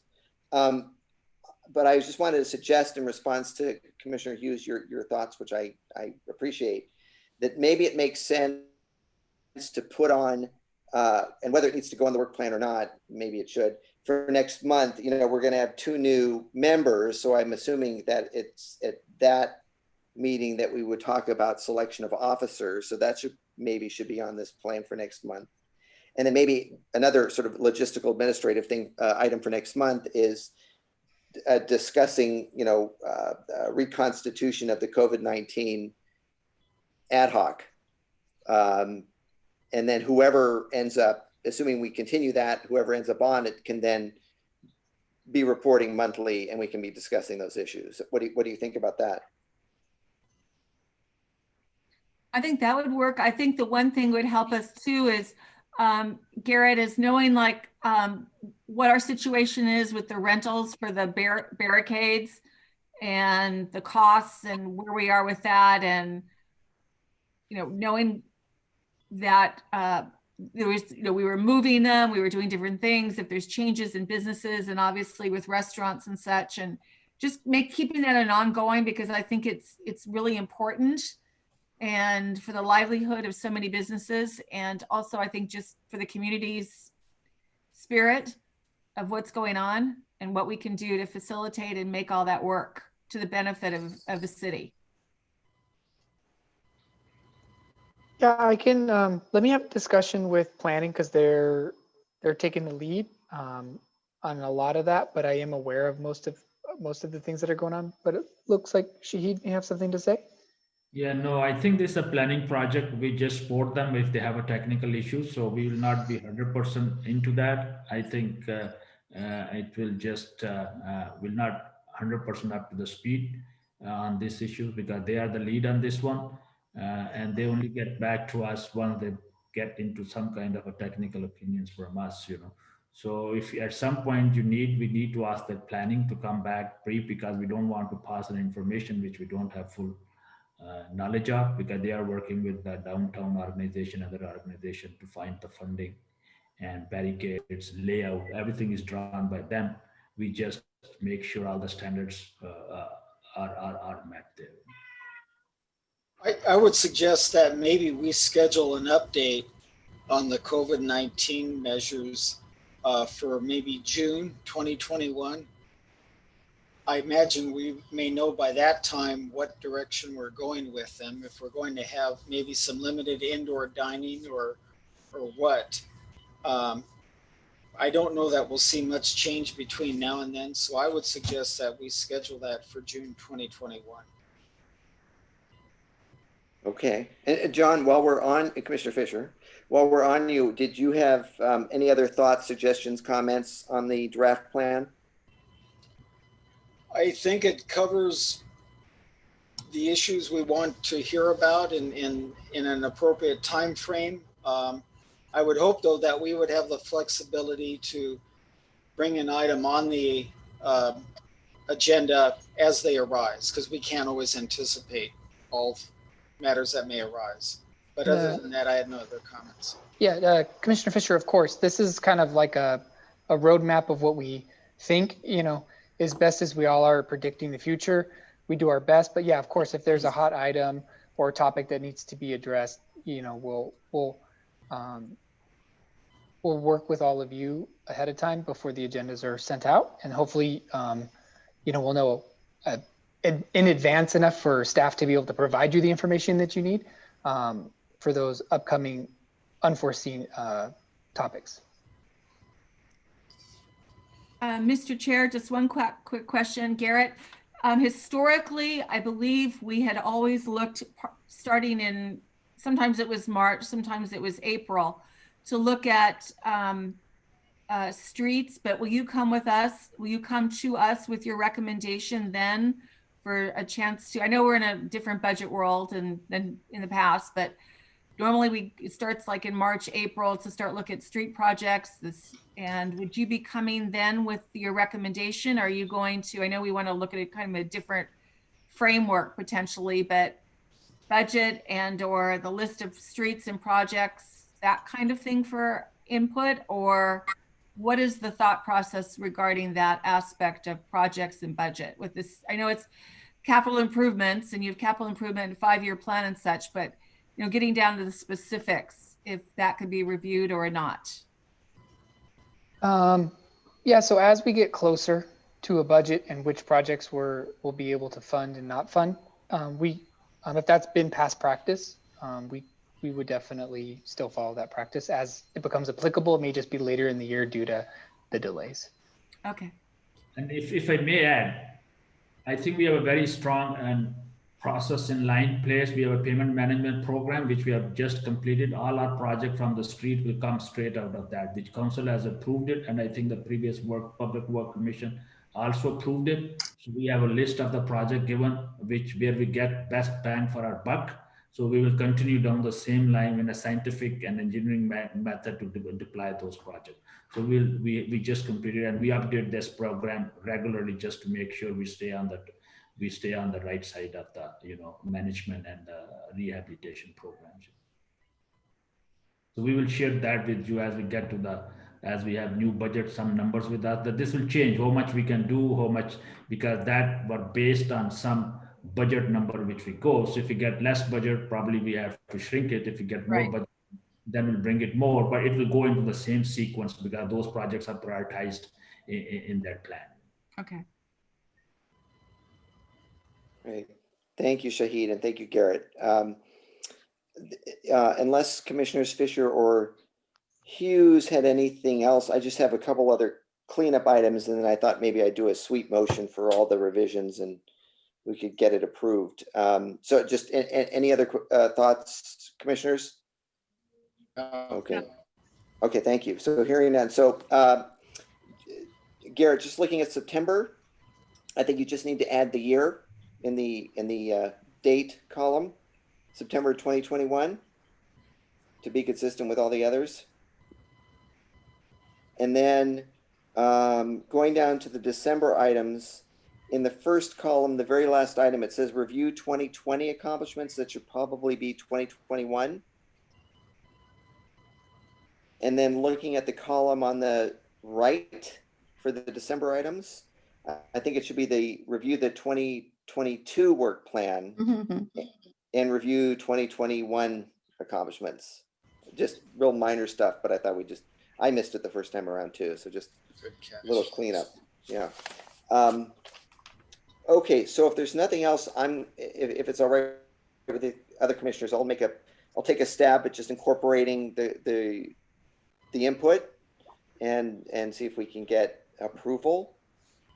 So I'm going to move for approval of the MTIC 2021 work plan as presented by staff with our agenda packet with the following revisions.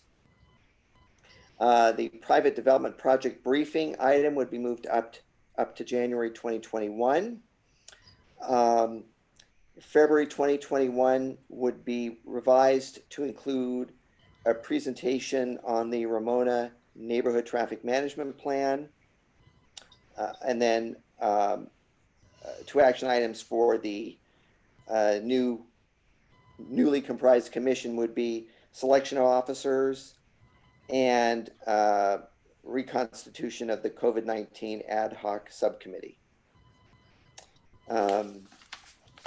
Then June, adding an update on COVID-19 measures being undertaken by the city, specifically as they impact the MTIC's purview. That would be June.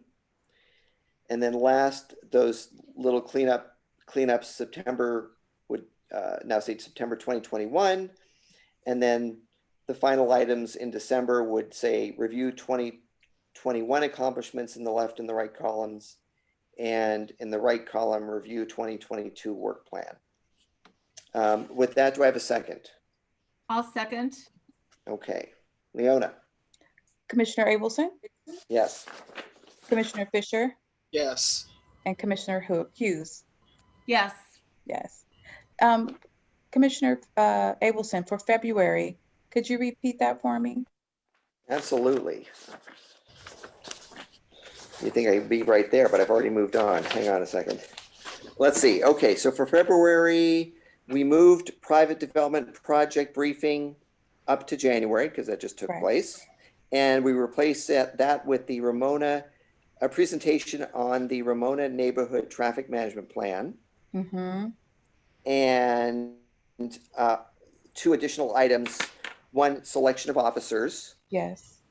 and then we could just make it simple, just COVID-19 ad hoc subcommittee. Okay. That'd be an action item. Okay, perfect. Thank you. Sure. All right. Next up. Let's see, okay, commission-led discussion. So item 6, which is the SR 710 Mobility Improvement Projects Ad Hoc Committee. So that would be John and I did not have anything specifically prepared for this. I can share a few thoughts, but I invite John if there's anything you want to share at this time.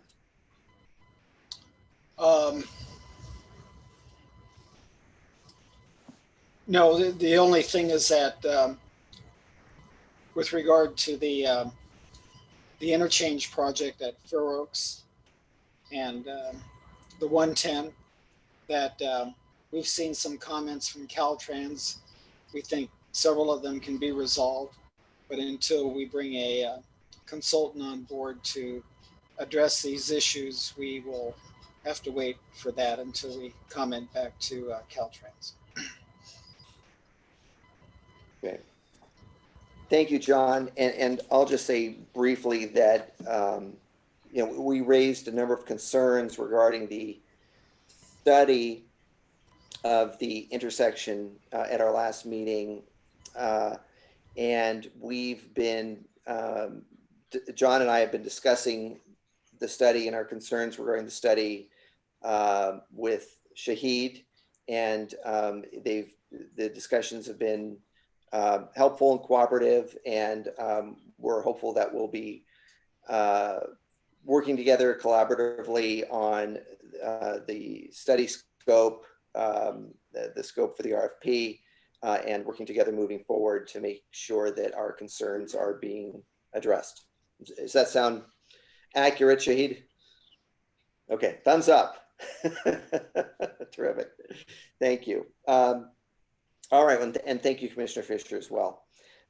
Next up, City Council Liaison Communications. Mayor Mahmood was kind enough to join us and has shared her thoughts and input as well. So even though she's not officially our liaison, she's joining us, which we appreciate. So I was just wondering, Madam Mayor, if there's anything else you wanted to share with us before we move on. Shaking her head no. Okay. Moving to our next item, Commissioner Communications. Let's start with Commissioner Hughes. Do you have anything? Just again, wanted to emphasize the desire to get the information regarding the Ramona neighborhood traffic study. Looking forward to that. Also to thank the city for being so responsive. I think over the holidays, I think there were some trees and branches and certain things that took place that came down, and they were very responsive to immediately deal with the trees and branches and get them up. And I think the community was very appreciative of that. And also I've seen potholes filled pretty quickly around town on Monterey Road. So that's great. I really appreciate that. And I think, as we still deal with COVID, I think whatever we can do, and I know the Public Works department's been very helpful and supportive of all the businesses and with the barricades and all of that to really kind of help as much as possible during these troubling times. That's all I have. And thank you. And thank you, Madam Mayor, for being with us tonight. And I see Council Member Donovan. Thank you too. Oh, look at that. I didn't even notice that. That's great. We're getting popular, I guess. Well, thank you, Commissioner Hughes. Commissioner Fisher, anything you'd like to comment on or share with us? No, nothing new. Thank you. Great. Thank you. And I'll just say, I just want to recognize a very unfortunate announcement that came out earlier today about the passing of the police dispatcher, Salguero. I did not know him. But it's incredibly sad that he's no longer with us. It looks like he was with us for about a year. And I guess fortunately, I never had the opportunity to contact the police dispatcher. So I never had the chance to speak with him. But the fact that I guess he was 30 years old and passed away from complications relating to COVID it's a very sad commentary on where we are and how difficult it seems to be to extricate ourselves from this very complicated and difficult pandemic. So I just wanted to recognize him. And I know, there are a lot of different departments that are partners with us. And one of them is the police department. We deal with traffic management and planning and enforcement issues. And they are at the very heart of this. And without them, a lot of our planning and implementation doesn't work. We need them to be assisting us in the field. So we rely on them, and it's just sad. So I just wanted to recognize him and pass my condolences along to him and his family and the entire department. And I was going to bring up Ramona, but I think the horse is officially beaten to death, so we don't need to talk about Ramona anymore. And hopefully we'll be talking about that next month. And again, thank you to Shahid and Garrett and Leona and staff for pulling us through these very challenging times and being there for us. It just gets harder and harder, it seems, but you're always there for us, and we really do appreciate it. So thank you for that. And I don't have anything to add to the list. I usually do, but I'm going to give everybody a break this month and not give you anything new. So with that, I'll be quiet, and we'll move on to our final item, which is the updating us on the Fremont Avenue grant and proposed projects. So yeah, we were very fortunate. We received a $6 million grant for Fremont Complete Street project. So we're going to be working on the design and everything for that coming up soon, so we can utilize all those dollars to update Fremont. As it's it's right there next to Fair Oaks as a very well used street. So we're looking forward to the design and working with the commission and bringing that project to fruition. Was this state funds? The 6 million, or was this Metro, or where's the 6 million from? The Metro funds. It's from Metro. Yeah, Metro. Yeah. Garrett, please go ahead. Oh, I was gonna move to a different subject, but if you still have questions on yes. the Fremont So when Street. you talk about the design, could you just give us a little more specificity and understanding of what we're talking about? Because I know several months ago when we were in the thick of Fremont and Meridian, Shahid did a presentation about various ideas and concepts, complete streets related for Fremont.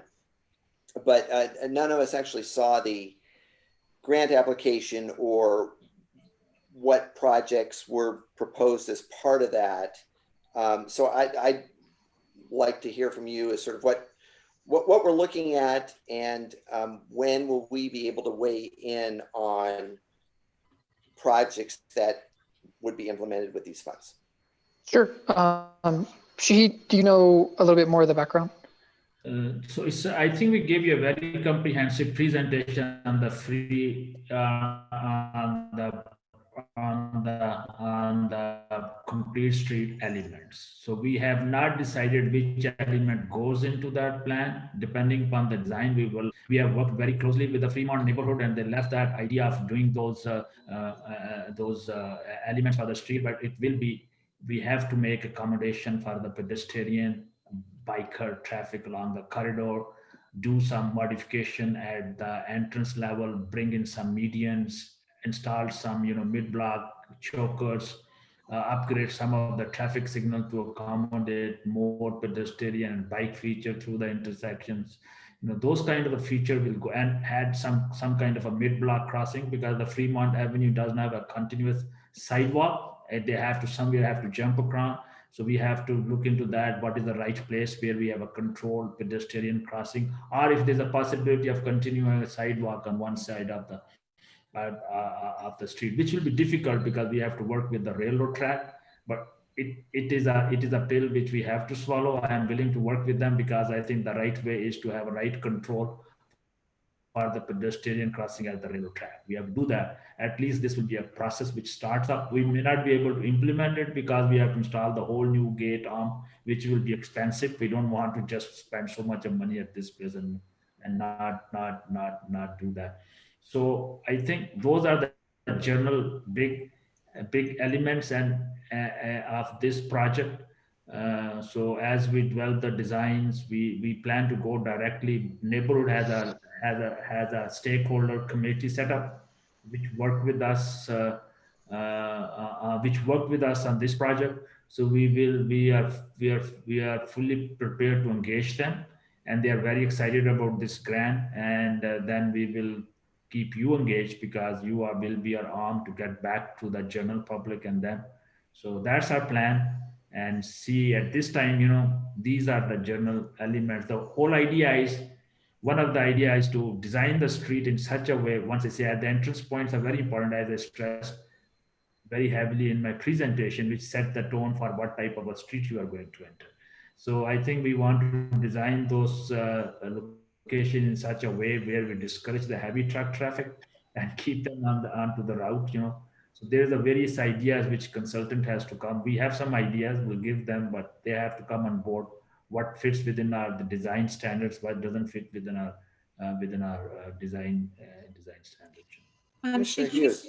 Quick question. Thank you, Mr. Chair.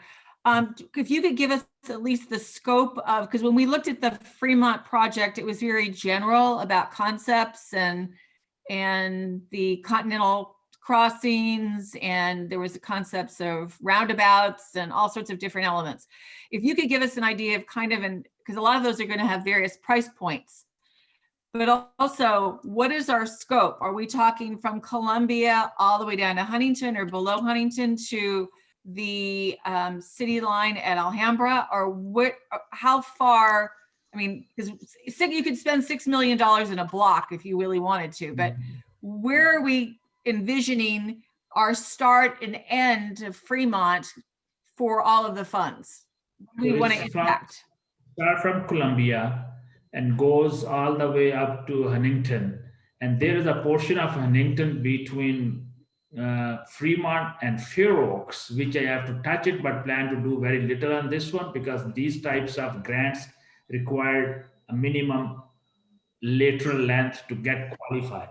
If we would have restricted to Fremont Avenue, we would have not qualified for the grant. So we have to be clever enough to throw something in. So make sure at least we meet the minimum requirement for the grant. So that's why I included that portion, which we'll just do minimum on this one, just to show them it's a part of our project. But basically, our major concentration is from Huntington and to Columbia. It's not sufficient funds. And if I may say, I have another $10 million available for Fremont Avenue, which was basically for mobility improvement project. I'm working with with Metro to repurpose them and make use of this one and make one big project. And because this is an ideal thing, we have to clever the way we work with Metro and repurpose them to a complete street project. So we have to write agreement in such a way that it shows them that, yeah, we are trying to do something with the mobility, but in actual thing, we are also trying to help to calm the traffic down, make our street more safer and more livable and more sustainable. So we are working with Metro. I'm quite hopeful Metro will agree to us our scope of work. And then if we can combine both the project together, so we can get a bigger development, at least we can complete Fremont Avenue. One of the things I know you talked about in your potential plans was the notification signage regarding traffic conditions, potentially for Fremont, correct? That will be a separate project. That's not this project, because that will be a part of our Fair Oaks mobility improvement projects, which is a separate project, but not. I was just going to make one comment regarding the signage, if it's Fair Oaks or Fremont or a combination, that we look at the flexibility of that signage and the the ability then to not only do the traffic messaging potentially, but similar to like on Caltrans signs, where we could also make critical messages a la COVID or water conservation or other key messages for our community if needed. So here is the problem. It will be able, there's a rules and regulation which applies to those signs. So we can do Amber Alert on those signs. We can do only limited educational signs, the language of which has been approved by Caltrans. But basically, if we start putting on more sign, it will divert the driver's attention at a very critical location. You know, these signs are reading and they're reading different signs every day. They are different signs. Then they read a sign or it's such a critical location. So it's not really a very, very safe practice. That's why they have nailed down to the standard. If there's an Amber Alert, something happens, everybody knows that. Let's say we have share the road is a very standard sign with the bike and the pedestrian. Those kinds of, we will be able to display those kinds of informational sign on those changeable message signs. Caltrans, you know, and their urban areas have a different requirements. If you go to the highways, they have a different requirements. Even if you go to the highway, they only show certain specific signs. They don't change them, you know, very often. You'll find the same signs all along the highways wherever the Caltrans meets them. You know. So we'll be able to do those signs. We can customize the sign. If I have a software, I can customize anything and put it on the sign, you know. But I will recommend we'll stick within the standard. We don't create another hazard, because if somebody say, oh, I was reading the sign and hit the car or overrun the pedestrian, it's the biggest liability issue. Because we put up a sign and we put up a sign right in the middle of the lane for him to read or for her to read. So that's why we don't. Thanks, Shahid. Thank you, Commissioner Hughes. Commissioner Fisher, I think you wanted something. Yes, thank you. When we talk about the project or the design, I'm wondering if you're anticipating having several stages for the project and the design. One, to address those things that can and should be done within the next 2 years versus those items that maybe are more of a capital improvement nature that requires new pavement, new islands, whatever it may be, that may take longer either to plan, program, design, or even to gain public consensus on. So maybe this is more of a statement than a question, but I'm wondering if you're looking at stages of implementation to do those things that can be done early to provide some immediate improvement or relief versus those things that may take longer. You're absolutely right. We'll always, if we have a multiple mitigation measure along the corridor, we always prioritize that. So we work with community, we work with you. So we will prioritize that. So, you know, we do not know until unless we complete the design and get the engineer estimate, we do not know what we're going to do. So the idea is we'll prioritize them. So we have a plan and then prioritize those projects and develop whatever we can do that and then look for another grant to complete it. You know, if we do that, I think it is a good opportunity for us. Even if you fall short of grant, I can always go back and say, listen, my contribution is $8 million. I need another $8 million to complete the project. So it becomes a very, very attractive project for the granting agencies where we are contributing $8 million. We are asking other $8 million. Yes, you're absolutely right. We'll work through a plan. We prioritize those plans and and then we develop the critical elements up front and but my hope is with the money which we are available, my hope is we'll complete a big chunk of, and it's at a very right place. We got this funding. I'm working with Metro and other. If I can combine both the project together and bid them together, I think that's a win-win situation for all of us. Thank you. Thank you, Commissioner Fisher. So Shahid, just a couple of quick questions. So this additional $10 million you mentioned a couple of minutes ago, what funding or what money is that? These are that source project which we got last year from Metro, but they want us to increase the capacity along with that, the capacity enhancement funding, and which we don't want to do it. So we're trying to reuse that money to the complete street. Is this part of, and I just missed the first thing what you said, is this part of Measure R funding or is this something else? Measure R mobility and improvement program, right? MIP, Okay. here our MIP program. You remember we got that they want us to increase the capacity to take care of 710. We don't want to do that because that's not, again, so we're working with the metro and writing a contract in such a way where I retain the flexibility or the city retain the flexibility to basically use them for a traffic calming and complete street project. Okay. And that additional 10 can be used not only for Fremont, but if there are other neighborhoods or streets that are impacted as well? No, those are just for the Fremont and Huntington Drive. That's all. This the scope is set for them. So not others. We cannot do it. Okay, so the boundaries, like Commissioner Hughes was asking earlier, so the boundaries for both pools of money are the same. Yes, that's why we picked up this boundary, because then we thought we can combine both the project and complete it. So Okay. that's why the boundaries are. So we cannot use the 10 million deployed to other streets. Okay. But we can look at the further opportunity. The only thing is, keeping these grants comes once. Some of these grants are once a year, but mostly there are 2-year cycles. They come back. So we need to find another opportunity where we can have other streets, we have more funding available to us and go back, because these grants also help us to at least repave or upgrade our payment, which is failing. Fremont Avenue does not have a good payment. So if we have some funding, it will give us a flexibility. If we have to install the bike lane, the other thing, we have to do something with the payment. So it will give us an opportunity to do something like that. Basically, we cannot use, if I ask them that I'm just going to rehabilitate the payment, no, I know. Basically, it's a mobility improvement, but no, I can make an excuse. I have to remark the street. If I need to remark the street, I have to repave the street, or at least resurface the street. So Right. we can make that case, and hopefully that will give us, flexibility to do both the things simultaneously. Okay, so I think that I probably speak for all of us when I say that we'd want to, and I'm glad that you're working directly with the community, because they're the ones, of course, most affected and most invested, right, in these projects.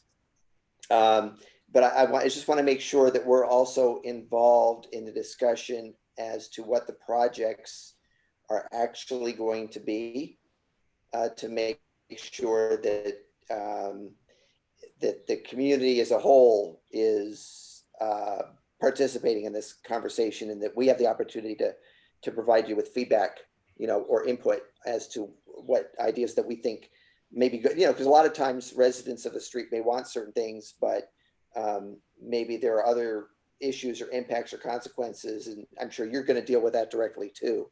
But I think that's something we'd want to talk about too. And maybe we have some ideas that would be helpful that the community hasn't thought of. No, everything is welcome. We plan to have open workshop, everybody invited, we'll give you the map, drop your ideas, give me your ideas, and we take everything back and see what is doable, what we can accommodate, So we want to have a very transparent, involved process. I think the project is only successful if everybody's involved in this one. That's great to hear. And so in terms of a timeline, I'm not asking you to detail every step, but sort of what happens next, and when would that be? Like, what's the next thing you would be doing? I don't think so it is going to happen anything in the next 6 months, because the metro still have to write a final agreement, which will take about 3 to 4 months before it get to us. So once we have a metro agreement signed, then we will do an RFP, and that worked good, because the same amount of time I will work with metro to make sure I repurpose my MIP funding. So both the projects going, so it's probably will work in our favor, because if we bid both projects separately, we'll spend a lot of money. In one project will be more economical. So I'm looking some kind of a moment by the end of the year. If the metro is quick enough, which I don't think so, they'll take less than 6 months, So if they are quick enough, let's say by end of summer or fall, but we'll keep you posted, as the things develop. Great. Thanks very much, Shahid, and thank you, Garrett. We will start having some meeting with the neighborhood. We guys just brainstorm what we need to do. We don't want to make before the agreement is signed, then we start the process. But we will start the process earlier, so at least we are brainstorming the various ideas. So would you do us, Shahid, a favor, and whenever those meetings are set up, would you copy us so that we're aware of them and we can join if we so choose? Yes, so there are we will let them know because they have a stakeholder group. I want them to take a lead on this, and they really worked very hard with us, and they were led by Brandon Fox, and he and his whole group was with us. Once we made a presentation to the metro, I took them with me. I said it will help us, and they're taking a lead, but I'm sure we will all like to benefit from your idea. I don't think that they will have any problem. We say, we work as a team with the commission. So I think that's a benefit to them, and that's a benefit to us also. Okay, great. Great. Thank you. Commissioner Fisher. Yeah, just one follow-up question, Shahid. With $6 million, you can do a lot of different things, but we know that pavement rehabilitation is often the most expensive undertaking. Do you have any very rough estimate as to how much the pavement rehabilitation envisioned for Fremont Avenue would be compared with the total of $6 million? So we have to do something with the payment because we have to install the bike infrastructure. That's how we got this money. So we have to do something with the payment. So I think we have other $10 million available. So I really don't know, but roughly, I, uh, Garrett, do you know we just done a payment estimate for Cal Recycle? I can let you know. I don't know at the top of my head. I can give you the scare footage, but that will not make sense. And that I remember, it generally cost me, if I do with the recyclable payment, it cost me about $7-8 dollar, I think it's per square yard or something like that. It cost me, which is if I go with the asphalt, that will be about $20, $24, $26. So it's almost very less cost if you go with the recyclable material. But I mean, roughly estimating, would you estimate that about half of the cost would be pavement rehabilitation? Yeah, if I estimate that, I think you're absolutely right. You should cost about $500,000 to $1 million, depending upon what is the condition of the payment. So if we have a funding between $10 and $6 million, I think it's not a bad bargain, because the payment is at such a condition. If we don't fix them, it's difficult for us to install any other traffic mitigation infrastructure, because the payment is slipping away. Over a period of time, it will just fall away. So we will, at least we're not going to go back and do an overlay. Maybe we'll just say double chip seal and get away with them for another 6-7 years out of the payment. So we get into that, but I would say about $1 million easily it can take us. Fortunately, the south side is better than the north side. The payment which is really critical is between Mission and Columbia. The other side may not require that extensive maintenance, as the north side of the payment. Okay, thank you. Great. Okay, any other comments, questions on Fremont for now? Okay, hearing none. Okay, back to you, Garrett. So I think you had more to share with us. Yeah, just something I'd like to share with all the commissions, to remind everybody about our urban forest. And we do have an adopted tree or a dedication tree program that I'd like to remind everybody of. I'll take these opportunities when I can during public meetings. It's a very cool program.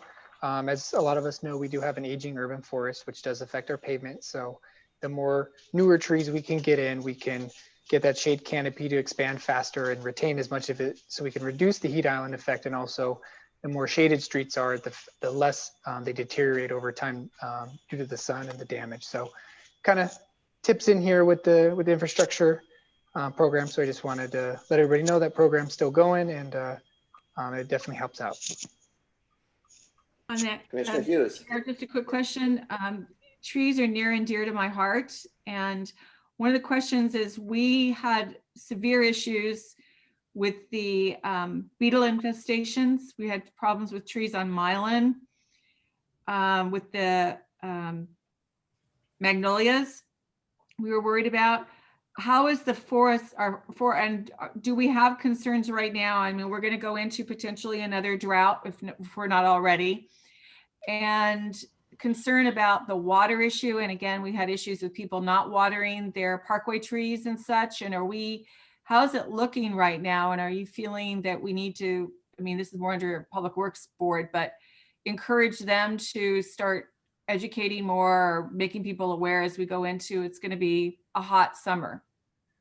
Yeah, we we definitely have that on the horizon with our sustainability analyst. I work closely with her on these matters, and we'll definitely be able to get some messaging out for that. If we are put into a state of drought, you know, whatever level that is. Thank you very much, Garrett. Mm-hmm. Thank you, Commissioner Hughes, and thank you to Garrett, because I had actually asked about this program of Leona quite some time ago as a way to honor the passing of a family member, and then quickly got sidetracked. And then I was wondering whether the program was going on in light of, you know, everything that's going on around us. But so I'm glad to hear that's still available, and it'd be great if there was a way to promote it, whether it's, you know, City Hall Scoop or some announcement on the city website. I think if it was better publicized, I think more folks would take advantage of it, because I think it's a great thing. And just a question for Garrett, is there somewhere we can go on the web? And I think I still have the stuff that Leona sent to me, but is there a place on the city website where we can find out more? Yes, if you go to the city's website, under Public Works Administration and Engineering, there's a tree page. And then in that subpage is the tree dedication program that has all the details. But I plan on putting together a city scoop.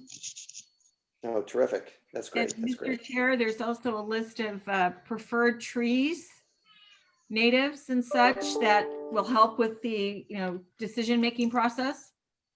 Yeah, we did put together a heat tolerant and drought tolerant tree list that is available. And then, as always, any of the applicants more than happy to reach out to me, and I can go to the site and help them select the appropriate tree for the size at the parkway in the area that they'd like to have it planted. Great, great. Thank you, Garrett. Thank you. Mhm. Thank you, Commissioner Hughes. We're small, but we're mighty. And we went through a number of issues tonight. All of it, I think we had a lot of great productive conversation. And I want to thank Shahid, Garrett, and Leona again for supporting us now and before and forever. And thank planning again for dedicating time and effort to the presentation tonight. I think it was great. So if there's nothing else, I think we've reached the end of our agenda. I will, Leona, did you raise your hand? No, okay. Then if there's nothing more, then I will call this meeting adjourned, and thank everybody very much, and wish you a good night and Happy New Year. I think we can still say that. Thank you so much. Have a good night. Thank you, And everyone.